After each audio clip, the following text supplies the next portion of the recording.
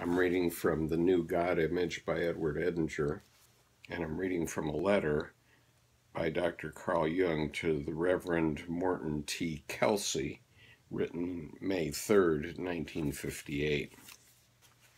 The unconscious is a piece of nature our mind cannot comprehend. It can only sketch models of a possible and partial understanding. The result is most imperfect, although we pride ourselves on having penetrated the innermost secrets of nature. The real nature of the objects of human experience is still shrouded in darkness. The scientist cannot concede a higher intelligence to theology than to any other branch of human cognition. We know as little of a supreme being as of matter, but there is as little doubt of the existence of a supreme being as of matter. The world beyond is a reality, an experimental fact. We only don't understand it. Under these circumstances, it is permissible to assume that the summum bonum is so good, so high, so perfect, but so remote that it is entirely beyond our grasp. But it is equally permissible to assume that the ultimate reality is a being representing all the qualities of its creation, virtue, reason, intelligence, kindness, consciousness, and their opposites. To our mind, a complete paradox. The latter view fits the facts of human experience, whereas the former cannot explain away the obvious existence of evil and suffering.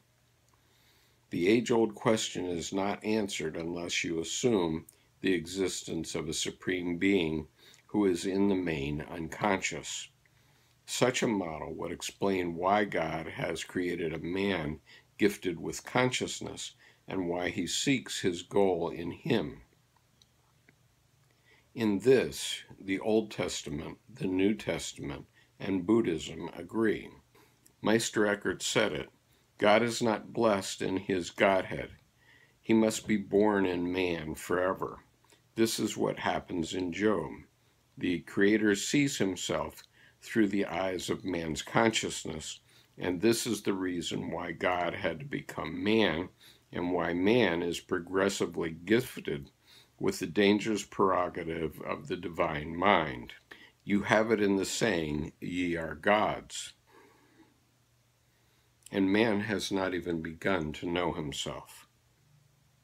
He would need it to be prepared to meet the dangers of the Incarnation, which began with Christ and the distribution of the Holy Ghost to poor, almost unconscious beings. We are still looking back to the Pentecostal events in a dazed way instead of looking forward to the goal the Spirit is leading us to. Therefore, mankind is wholly unprepared for the things to come. Man is compelled by divine forces to go forward to increasing consciousness and cognition, developing further and further away from his religious background because he does not understand it anymore. His religious teachers and leaders are still hypnotized by the beginnings of a then new eon of consciousness instead of understanding them and their implications. What one once called the Holy Ghost is an impelling force, creating wider consciousness and responsibility and thus enriched cognition. The real history of the world seems to be the progressive incarnation of the deity. It's quite interesting that Dr. Jung used the term force, very much like George Lucas used it in the Star Wars movies.